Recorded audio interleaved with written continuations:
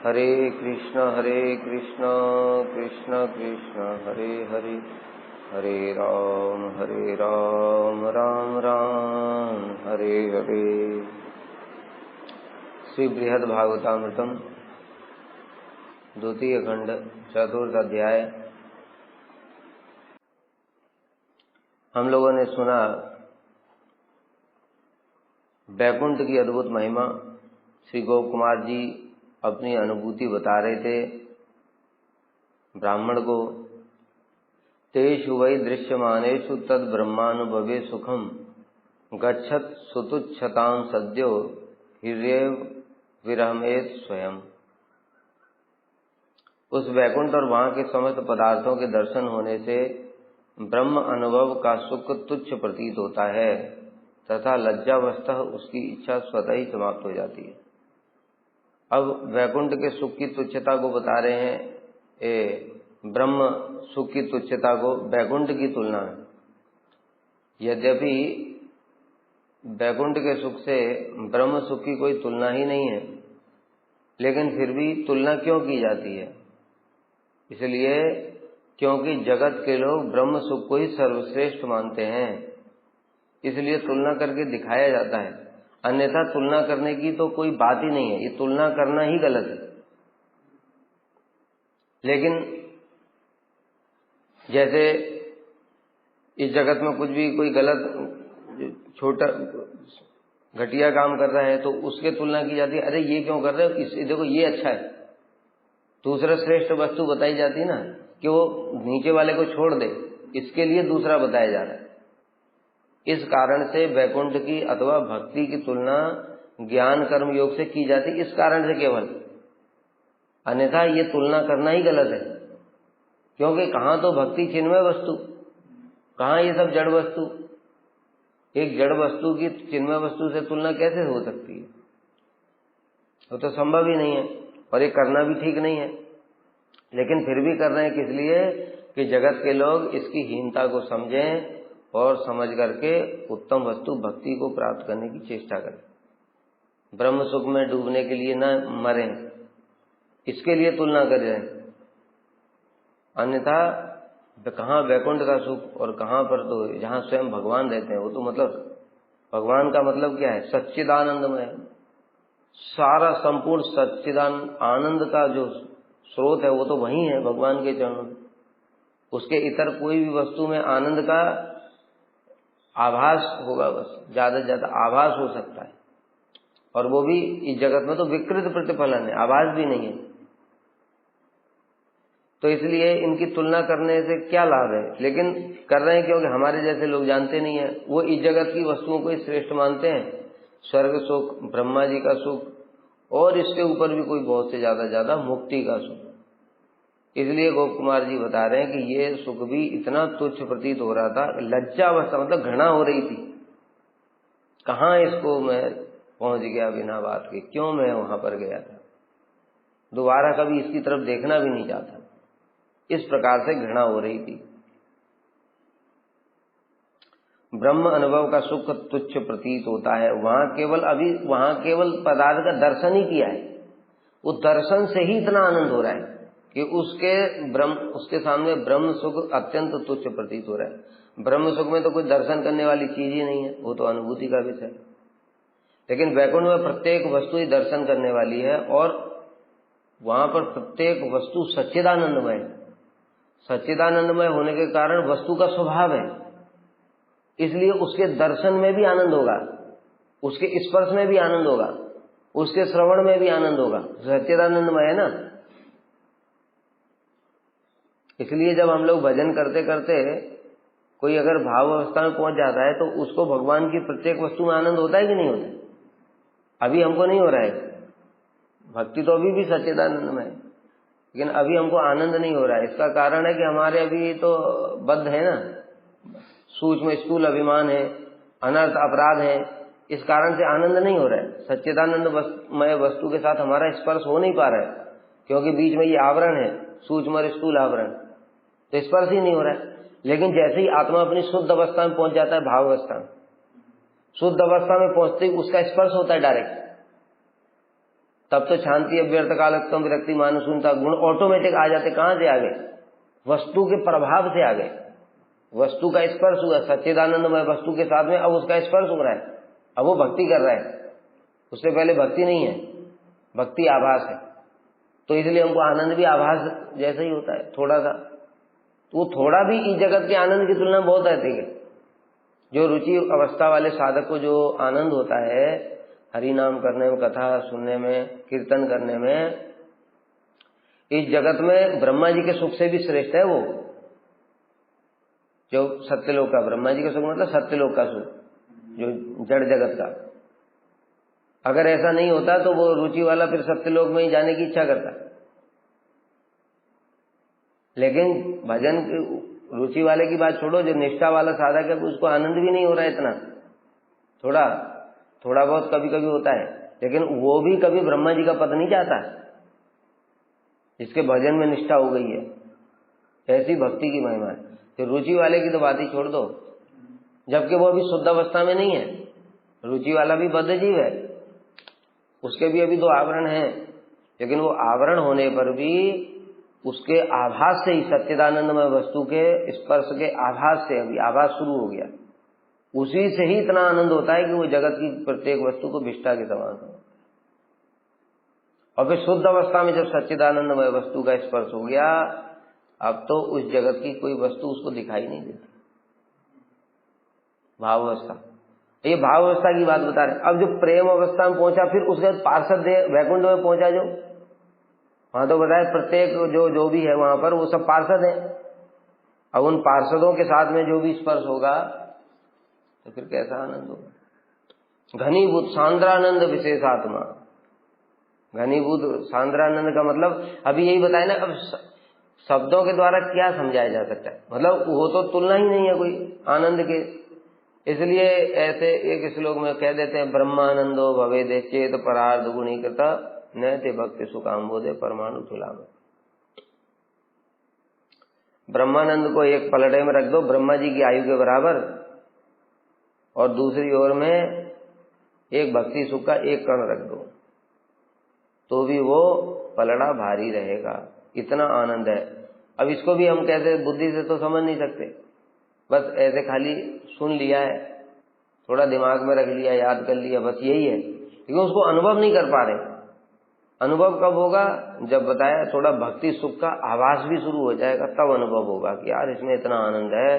हमने जीवन में इतना अच्छा चीज खाया, इतना अच्छा घूमे, पहने कपड़े पहने, और हंसी मजाक पिक्चरें देखी, सब किया, इस सब विष्ठा के समान था। अपना समय ही नष्ट किया। अपने आप अनुभूति हो जाएगी, तब वो अनुमान लगा पाएगा कि अब सोचो कि मेरे को अभी तो, मैं तो अभी बद्ध जीव हूं, तब भी मेरे को इतना आनंद हो रहा है कि ये सब वस्तुएं तुच्छ लग रही हैं।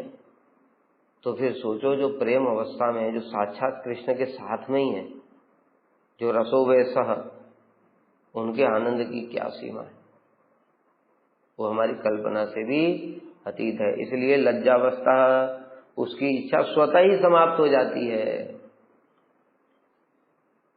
अगर भक्ति में आनंद नहीं होगा तो इस जगत का सुख भी कोई कैसे छोड़ पाएगा?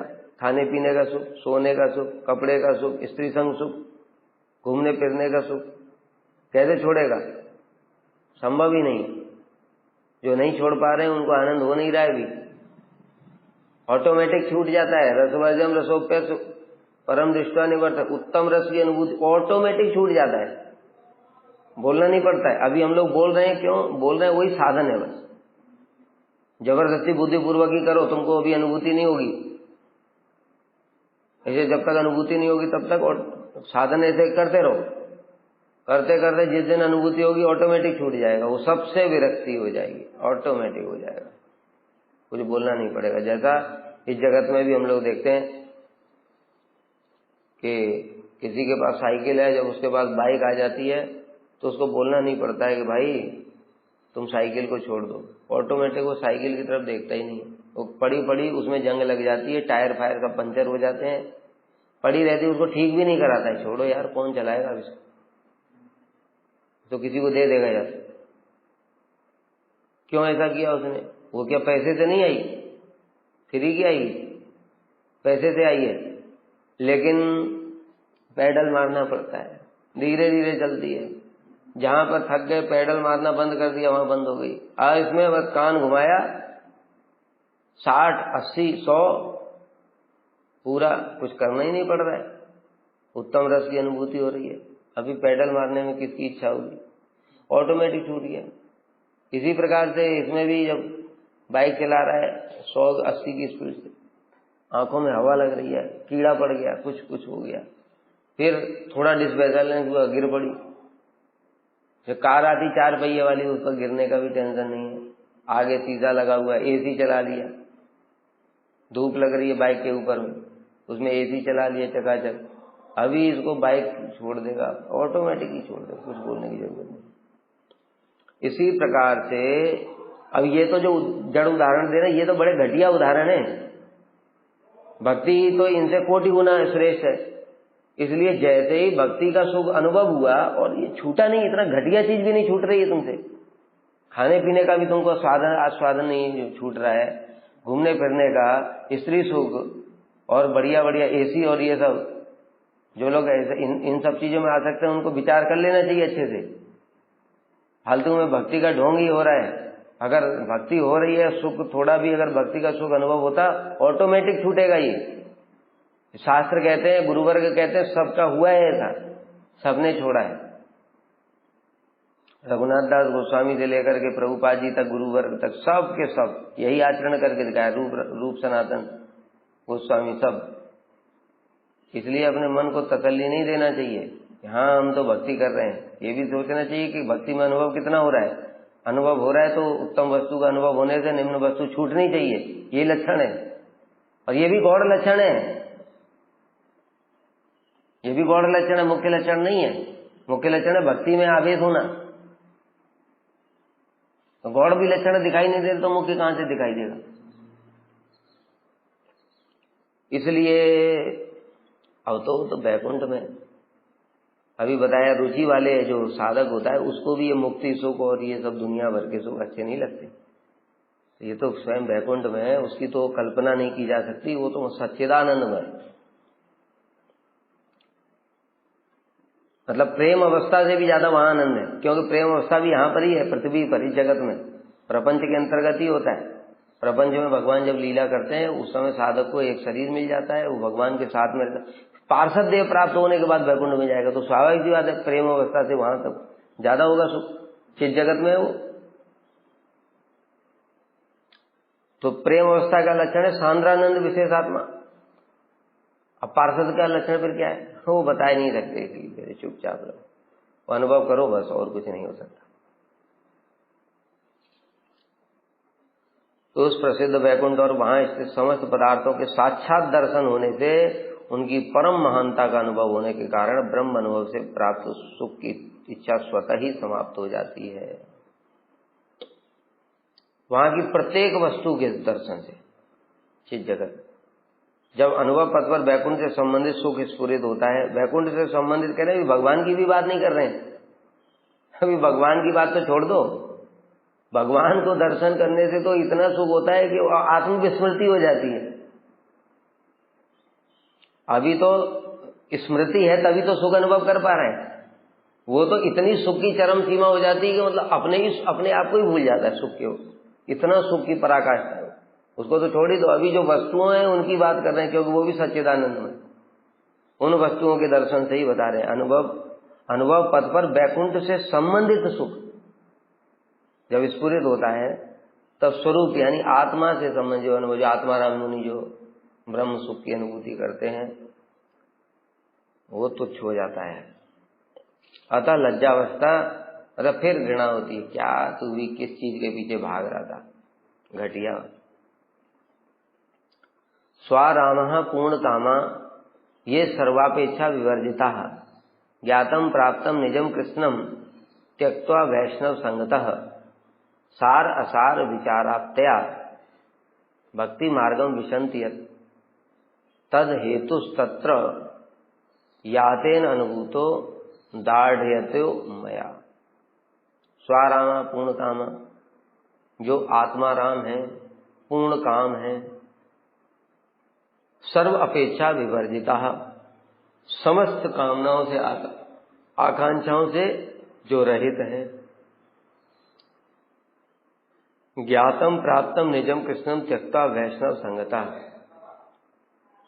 वे आत्माराम मुनि भी वैष्णव संगता, जब वैष्णवों का संग प्राप्त कर लेते हैं तब सार असार विचार प्राप्त कर अपने द्वारा अवगत तथा अनुभूत आत्मारामता को परित्याग कर भक्ति मार्गम विशंति, भक्ति मार्ग में प्रवेश करते हैं।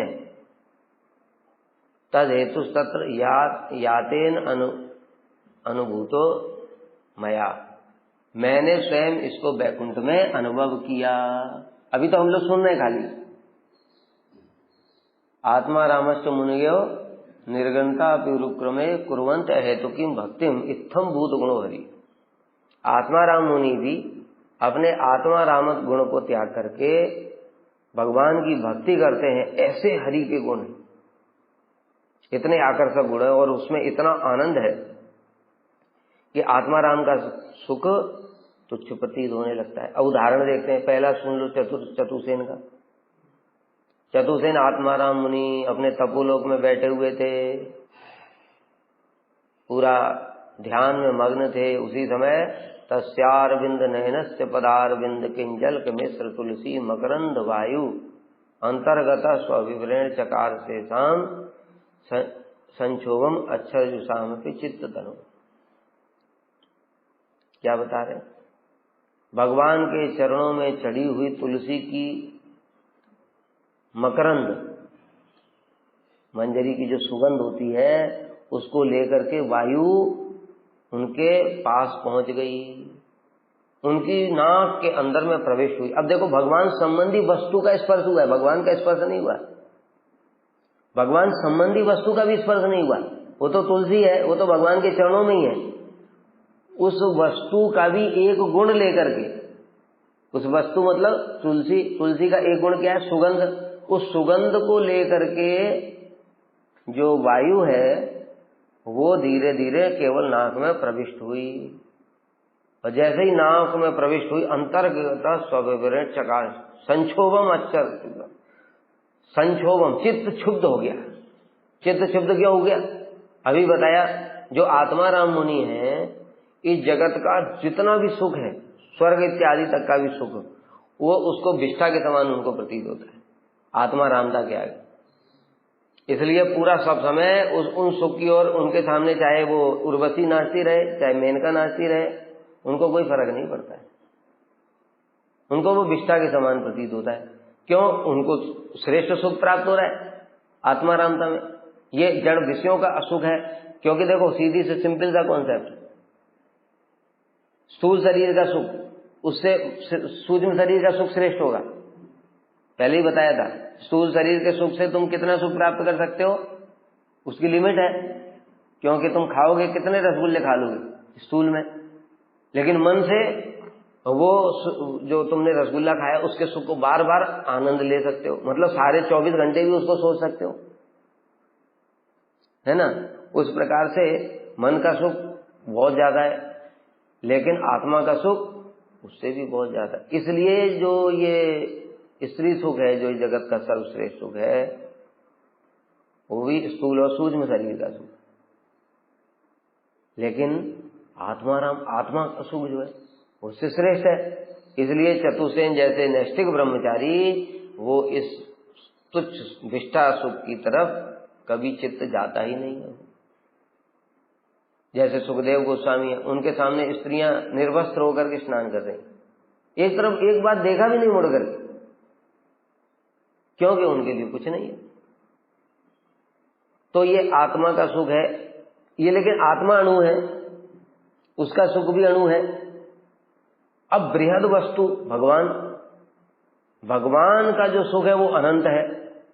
अब बताए ना कि प्रत्येक जो जीव का स्वभाव ही है, जीव का स्वभाव ही है, क्योंकि भगवान का भी स्वभाव है, भगवान से ही जीव के अंदर स्वभाव आया कि वो सब समय श्रेष्ठ रस की ओर जाता है। इसलिए बता रहे हैं रसवर्जम रसोप्यत, कृष्ण भी सब समय श्रेष्ठ रस को आस्वादन करते हैं, इसलिए राधा जी के चरणों में वो झुक जाते हैं, तो उनके गुण ज्यादा है स्वाभाविक रूप से। तो इसलिए फिर जो अनंत सुख कहाँ अणु सुख कहाँ अनंत सुख जैसे ही दिखाई देता है तो आकर्षित हो जाता है स्वाभाविक रूप से। तो अनंत सुख के जो धाम है भगवान, उनके चरणों में जो तड़ी तुलसी की मकरंद है, उसका भी सुख कितना है, वो आत्मा के सुख से ज्यादा है, क्योंकि भगवान के स्पर्श होकर के आई ना वो, इसलिए उसको आकर्षण कर लिया, आकर्षण कर लिया। और आकर्षण करने के कारण फिर वो चतुसेन भगवान के दर्शन करने के लिए व्याकुल हो गए, और तब जाके आत्मारामता को त्याग करके भगवान की भक्ति करने लगे। इसी प्रकार से सुखदेव गोस्वामी का देख लो, परिनिष्ठितो अपि निर्गुण उत्तम श्लोक लीलया गृहीत चेता राजसे आख्यानम यदित्वान, कि मैं उत्तम श्लोक जो भगवान है उनकी लीलाओं की तरफ आकर्षित हो गया, यद्यपि मैं निर्गुण ब्रह्म में प्रतिष्ठित था। जन्म से ही यम प्रव्रजंतम अनुपेतम अपेत कृत्यम, जन्म लेने के साथ ही साथ वो परमहंस है, इस जगत की किसी वस्तु में उनको आसक्ति नहीं है, पूर्ण रूप से निर्गुण ब्रह्म में प्रतिष्ठित हैं, स्थूल सूक्ष्म उपाधियों से रहित हैं, और जंगल में चले गए। अब व्यास जी ने उनको फिर आकर्षण करने के लिए, क्योंकि व्यास जी को तो पता है ये मेरा बेटा तो है परमहंस लेकिन आत्माराम है, और व्यास जी तो भक्ति को भी जानते हैं, क्योंकि नारद जी की उनके ऊपर कृपा हुई थी। भक्ति योगेन मनुष्य सम्यक पंडित अपश्यत पुरुषम पूर्णम मायांच, तो उनको वो सारी बातें पता है पहले से ही, उनको अनुभूति भी है कि भक्ति के सुख के आगे सारे सुख तुच्छ हैं। इसलिए वो समझ गए कि इसको आकर्षण करने का एक ही उपाय है, वह है भगवान के नाम रूप गुण लीला से इसको आकर्षित करो। इसलिए अपने शिष्य को सिखा करके भेजा, बरहा पीडम नटवर वपु अहो बकीयम स्तन काल पूतम। बस सुखदेव गोस्वामी खींचे चले आए। अब देखो, अभी भगवान के साथ में स्पर्श नहीं हुआ है, सुखदेव गोस्वामी का भगवान के साथ स्पर्श नहीं, केवल बताया ही है, वर्णन ही किया है। उस वर्णन में, क्योंकि वो शुद्ध अवस्था में, जड़ अवस्था में नहीं है, इसलिए उस वर्णन ने ही उनको आकर्षित कर लिया चित्त को। हमारे को तो आकर्षित नहीं कर पा रहे, क्योंकि हमारा भी बद्ध अवस्था है, अभी हमारा सूक्ष्म स्थूल शरीर में है हम। इसलिए भगवान का सुंदर इतना सब वर्णन होने पर भी, भगवान का नाम इतना मधुर होने पर भी हमको आकर्षित नहीं कर रहा है, लेकिन वो शुद्ध अवस्था में, शुद्ध अवस्था में होने के कारण ही जैसे ही उन्होंने सुना बरहा पीडम नटवर बपू, और वो सच्चिदानंदमय वस्तु का स्पर्श हुआ और खींचे हुए चले आए, अपने आप खींचे हुए चले आए, सब छोड़ दिया आत्माराम था। खुद कह रहे हैं ये बात। अब इनसे बड़ा उदाहरण और क्या दिया जाए, ये तो जगत के सबसे बड़े परमहंस लोग हैं, चतुसेन हो गए, सुखदेव गोस्वामी हो गए। इसलिए ऐसे ऐसे लोग भी फिर क्या बताया, आत्मारामता को छोड़ करके भक्ति मार्ग में प्रवेश करते हैं। कैसे? भक्तों का संग प्राप्त करके, वैष्णव संग के द्वारा। व्यास जी का संग हुआ सुखदेव गोस्वामी को, इनडायरेक्ट ही हुआ, लेकिन संग तो हुआ ना, कथा के माध्यम से जो उन्होंने सिखा करके भेजा, उसके माध्यम से व्यास जी का संग हो गया, सुखदेव गोस्वामी को छोड़ के चले आए। चतुसेन का संग किसके साथ? ब्रह्मा जी के साथ। ब्रह्मा जी ने उनके ऊपर कृपा करने की इच्छा करी। ब्रह्मा जी परम वैष्णव, उनके पिताजी। उन्होंने देखा मेरे पुत्र लोग ये तो भगवान की भक्ति छोड़ करके कहाँ निर्गुण में चले गए, हे प्रभु आप कृपा करो इनके ऊपर। ब्रह्मा जी ने प्रार्थना की, जब प्रार्थना की तब भगवान ने फिर उनके ऊपर कृपा की। तो ये भी वैष्णव का संग हो गया है। ऐसे ही देखे अजामिल का, हम लोग सुन रहे थे, अजामिल का वैष्णव संग हो गया पार्षदों का, और पार्षदों का संग होने से ही, वो तो खैर पापी था, लेकिन यहाँ पर तो आत्माराम की बात चल रही है। तो वो आत्माराम मुनि जैव धर्म में भी आता है। जो वैष्णव दास बाबा जी थे वो पहले परमहंस थे, परमहंस मायावादी, मायावाद की परमहंस अवस्था को प्राप्त कर चुके, लेकिन वैष्णव संग हो गया उनका। देखो वैष्णव संग लव मात्र साधु संग सर्व सिद्धि है। अजामिल का देखो लव मात्र ही तो हुआ, और इनका इधर देखो वैष्णव दास बाबा जी का, केवल एक भक्त को कीर्तन में इतने आनंद में नृत्य करते हुए दर्शन किया था, जिनके नेत्रों से अश्रु धारा प्रवाहित हो रही थी, वही उतना ही स्पर्श हुआ, उतने स्पर्श के द्वारा ही, नेत्रों के द्वारा दर्शन हुआ, वही स्पर्श हुआ उसको, और उसी स्पर्श से उनका चित्त विचलित क्षुब्ध हो गया। हम लोग कहते हैं चतुर्सेन का तो ये तो कथा होगी, चलो शास्त्र की बात है। ये तो शास्त्र की बात, ये तो कथा नहीं है, ये तो साक्षात है इसी जगत में कि उनका चित्त विक्षुब्ध हो गया और कहने लगे कि ऐसा सुख मुझे जो एक क्षण में हुआ केवल वैष्णव का दर्शन करके, वैसा तो मुझे परमहंस अवस्था 15 साल हो गए, परमहंस अवस्था को प्राप्त हो गया, लेकिन आज तक नहीं हुआ। तो केवल मेरे को दर्शन करके इतना सुख हो रहा है, और जो साक्षात जो अनुभव कर रहे हैं, मतलब ये वैष्णव, इनको कितना अनुभव हो रहा होगा।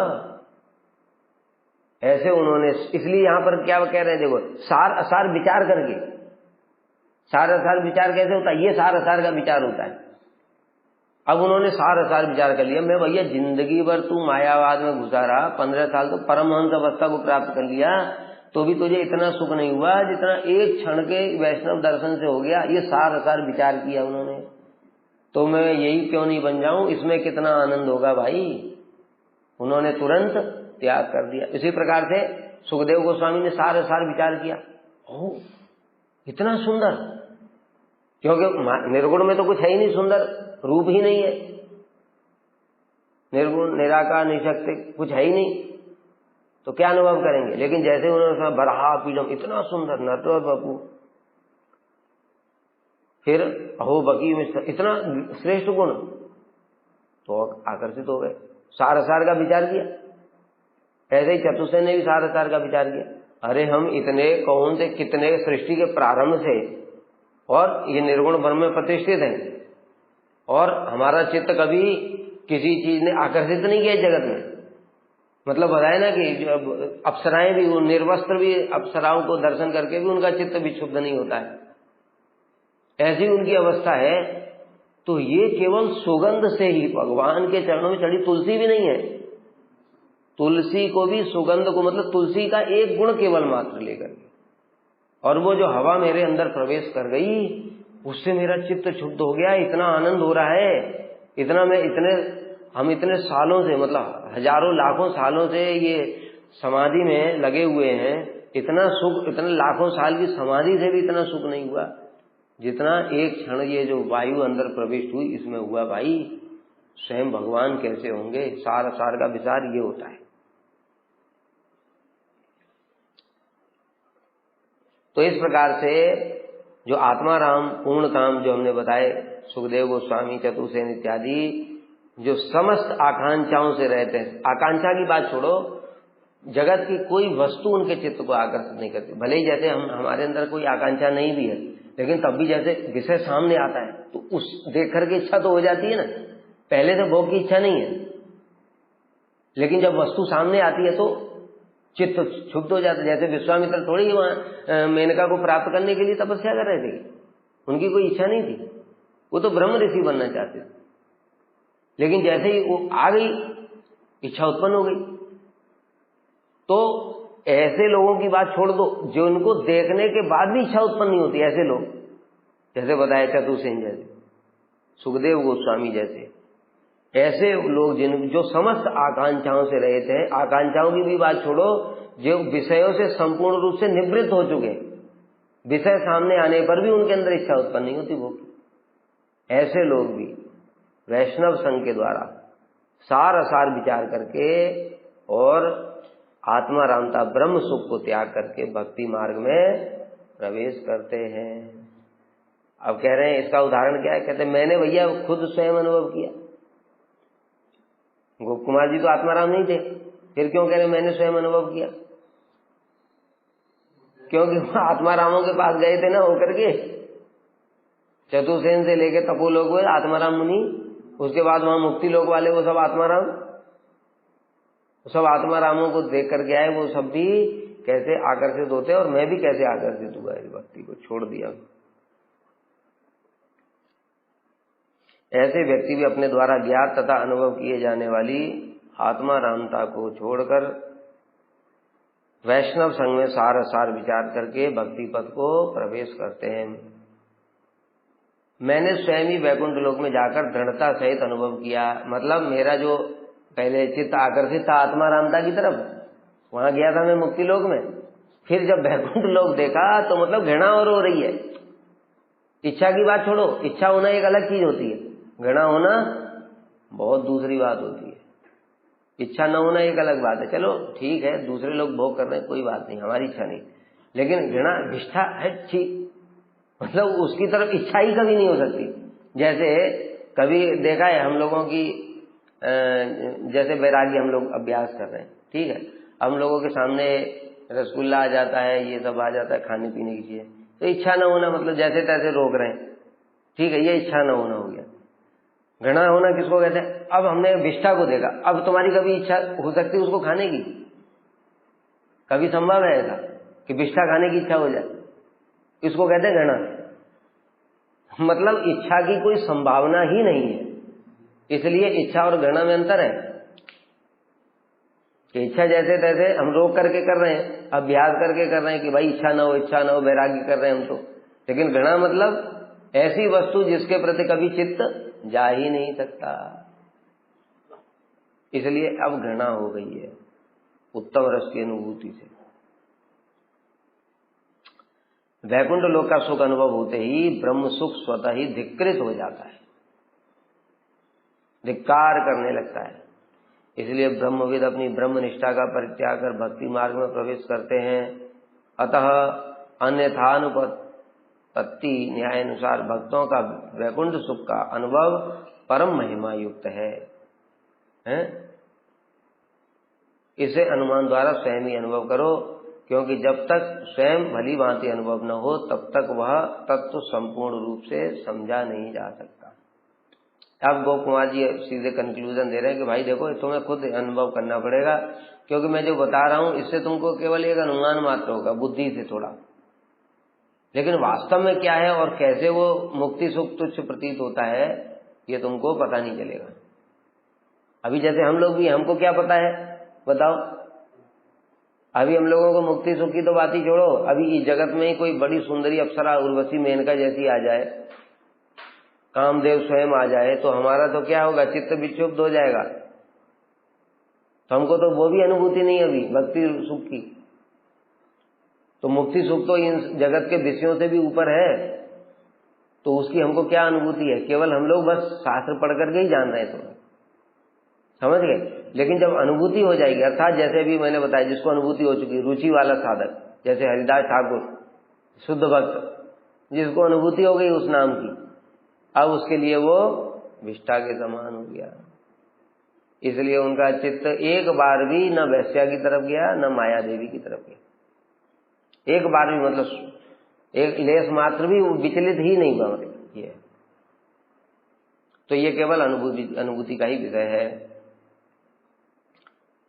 गच्छताद अगच्छतो अहम तान पश्यन् निदम चिंतयम् ईदृशा सेवका यस्य च स प्रभु नाम कीदृश। इस प्रकार के महावैभव से युक्त वैकुंठनाथ के सेवकों के गमन और आगमन को लक्ष्य कर मैंने सोचा कि जिनके सेवक ऐसी महिमा से युक्त है, न जाने वे प्रभु कैसे हो। अभी सार का विचार कर रहे थे ना ये, अभी तो मुक्ति को तुच्छ हुआ इनके सामने, मुक्ति इनको घृणित प्रतीत होने लगी। अब और उससे ऊपर के सुख की सोच रहे हैं कि भैया एक बात बताओ, जिनके सेवकों का ऐसा वैभव है उनका मालिक कैसा होगा? जैसे अभी बताया ना, इस जगत में कोई नौकर है, किसी का कोई नौकर है बड़ी कंपनी का, जैसे रिलायंस का, अब कोई नौकर है, उसका घर इतना बढ़िया बंगला बना है, बढ़िया कार है, नौकर नौकरी कर रहा है उसमें, उसके पास में नौकर चाकर, तो इनका जो मालिक होगा वो कैसा होगा, कैसा उसका घर होगा, सोचते ना। तो उसी प्रकार से यहाँ भी एक भाई, इनके पार्षद ही इतना वैभव युक्त हैं और इनको देखकर ही मुझे सारा मुक्ति सुख तुच्छ हो रहा है, घृणित लग रहा है, बाकी सबकी बात छोड़ो। तो प्रभु कैसे होंगे, उनको दर्शन से कितना आनंद होगा, न जाने वे प्रभु कैसे होंगे। महावैभव से युक्त सेवक पुरी में प्रवेश कर रहे थे और कोई पुरी से बाहर भी जा रहे थे। इस प्रकार उनका गमन और आगमन देखकर ही मैंने मन में सोचा कि जिनके सेवक ऐसे अद्भुत सौंदर्य और वैभव से युक्त हैं, चतुर्भुज, सबके कमल लोचन, जितना सौंदर्य मतलब इस ब्रह्मांड का है वो सारा जैसे मिला करके एक जगह रख दिया जाए, ऐसे पार्षद। तो फिर भगवान का क्या सौंदर्य होगा, वे जाने प्रभु कैसे होंगे। मुझ में अब तीव्र उत्कंठा हुई, जब इस प्रकार से सोचा तब प्रभु का जल्दी दर्शन हो जाए, क्योंकि अब और सहन नहीं हो रहा है। ये तीव्र उत्कंठा ही दर्शन कराती है क्योंकि सेवकों के दर्शन से स्वतः ही सेव्य प्रभु की महिमा का बोध होता है।